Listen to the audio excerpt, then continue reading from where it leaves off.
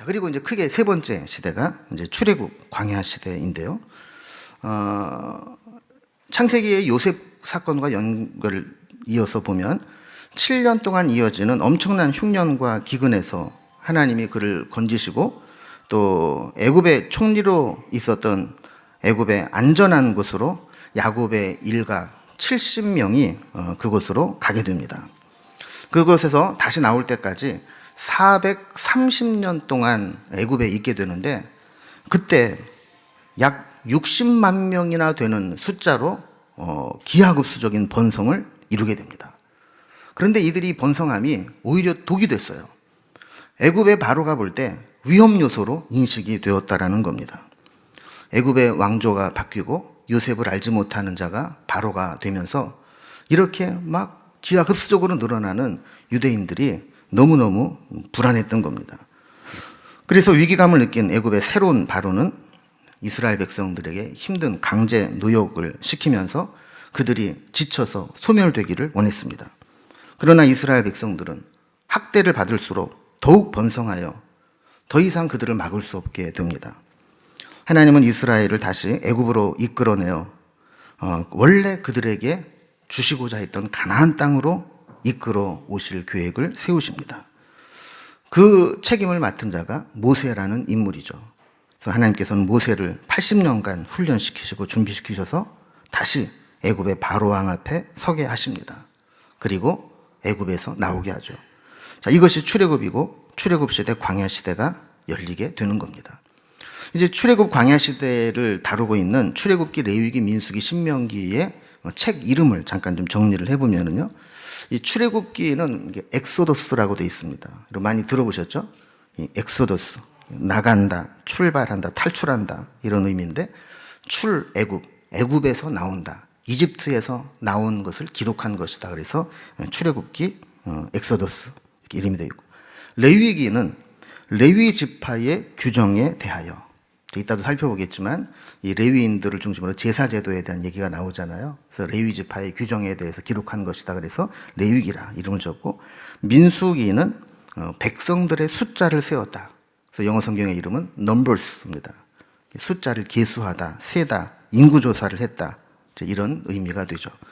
신명기의 이 신자는 거듭하다, 되풀이하다, 다시 하다, 이런 의미를 가지고 있습니다. 그래서 하나님의 명령과 계명을 다시 거듭 되풀이해서 설명한 책이다, 이런 의미가 됩니다. 그래서 70인명의 그 듀테로노미온이라는 말씀의 재기록이라는 의미의 이름을 영어 성경의 듀트로노미, 그래서 세컨드 로, 두 번째로 율법이 선포된 것이다, 이런 의미로 책 이름이 되어 있습니다. 자, 이제 이 출애굽 광야 시대의 중요한 거점이 되는 이 장소들을 한번 정리를 해보도록 하겠습니다. 출애굽기, 애굽에서 나온 거라고 그랬죠? 애굽에서 나와서 어디로 갔느냐? 첫 번째, 시내산에 머무르게 됩니다. 애굽에서 시내산까지, 애굽에 있을 때부터 시내산에 도착할 때까지가 출애굽기 1장에서 18장까지. 그리고 출애굽에 머물렀을 때 약 1년 동안 출애굽에 머물러 있게 됩니다.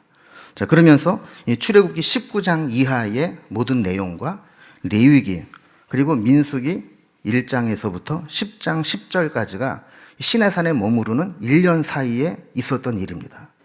그러니까 여러분, 이 시내산에서 1년 동안 있을 때 이런 중요한 내용들이 한꺼번에 전해졌다는 것을 기억해 두시면 성경을 읽을 때 이해가 됩니다.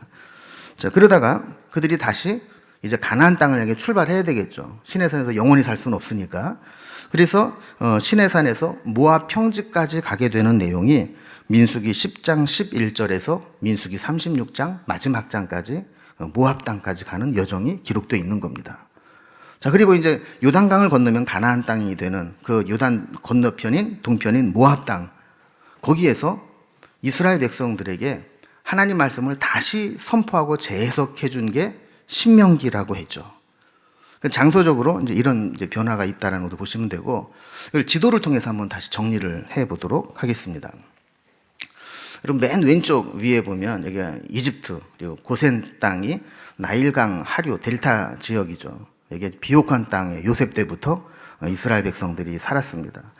그리고 그들이 이제 그 밑에 노선을 통해서 보면 홍해의 일부분을 건너오게 되는 거죠. 자, 그러면서 맨 아래 뾰족한 데 보면 시내산이라고 있죠. 예, 요 시내산까지 내려옵니다. 그리고 시내산에서 1년을 머무르면서 여기에서 출애굽기 하반부와 레위기 민수기 10장까지가 여기서 기록됐다고 그랬잖아요. 그리고 여기 시내산까지 오기 전에 네 군데에서 휴식을 취합니다. 마라, 엘림, 신광야, 르비딤. 이렇게 네 군데에서 휴식을 취하고 시내산에 머물러 오게 됩니다. 자, 그리고 민수기 10장 11절에서 다시 출발을 했다고 했죠. 출발해서 올라가다가 또 중요한 거점이 바란 광야의 가데스 바네아라는 곳입니다. 이것이 왜 중요하냐면 여기에서 가나안 땅으로 정탐꾼을 보냈거든요. 그래서 정탐꾼을 보낸 사람들이 어디까지 올라가느냐 하면 헤브론까지 올라가게 됩니다. 헤브론까지 올라가서 그 땅을 보는데 뭐 안악자손이 있고 뭐 기골이 장대하고 이러면서 돌아와서 이 부정적인 보고를 하지 않습니까? 자, 그러면서 이제 그들이 40일 동안 광야를 정탐하고 왔는데 하루를 하나님이 1년으로 계산해서 40년을 광야에서 방황하게 만들어요.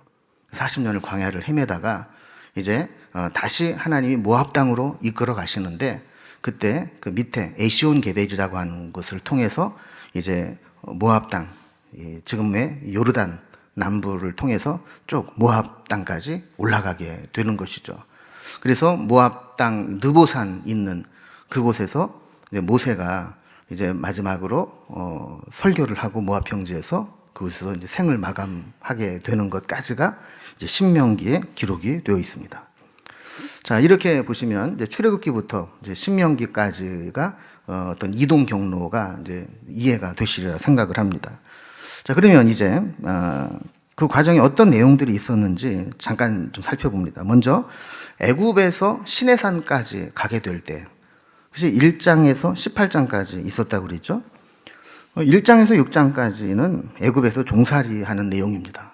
압제와 학대를 당하고 하나님이 모세를 준비해서 바로에게 다시 보내는 장면이 나옵니다. 7장에서 14장까지는 모세가 바로왕 앞에서 10가지 재앙을 내리게 되고 마지막 장 장자의 죽음을 통해서 출애굽을 허락받게 되죠. 출애굽을 하면서 유월절이 제정이 되고 그들이 첫 번째 난관인 홍해를 건너는 사건까지가 기록되어 있습니다.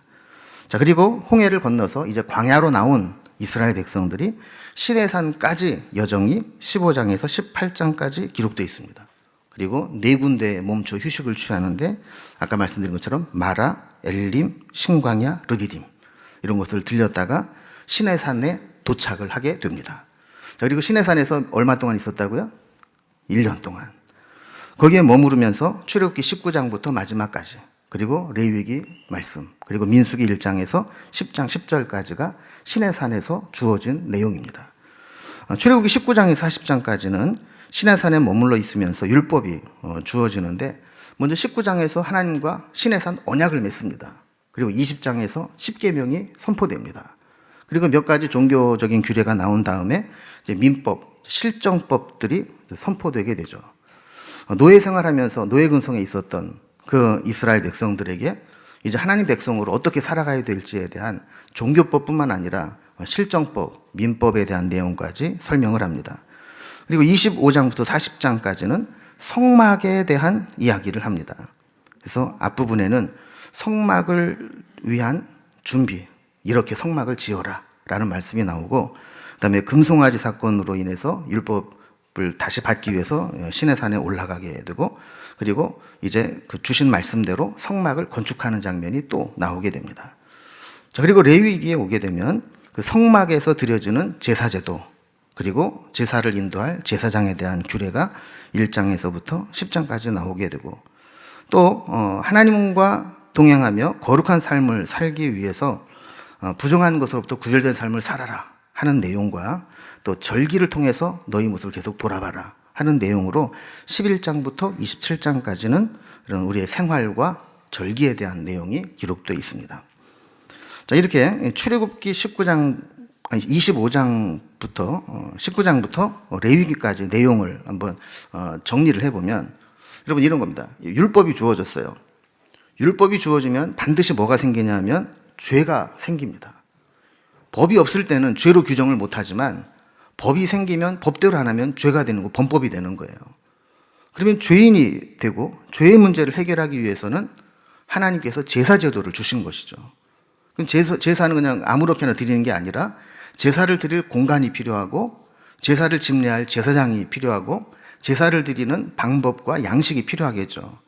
그래서 율법이 주어진 다음에 제사를 드릴 성막에 대한 내용이 나오게 되고 또 제사를 드릴 제사 제도와 제사를 집행할 제사장에 대한 말씀이 나오게 되는 겁니다.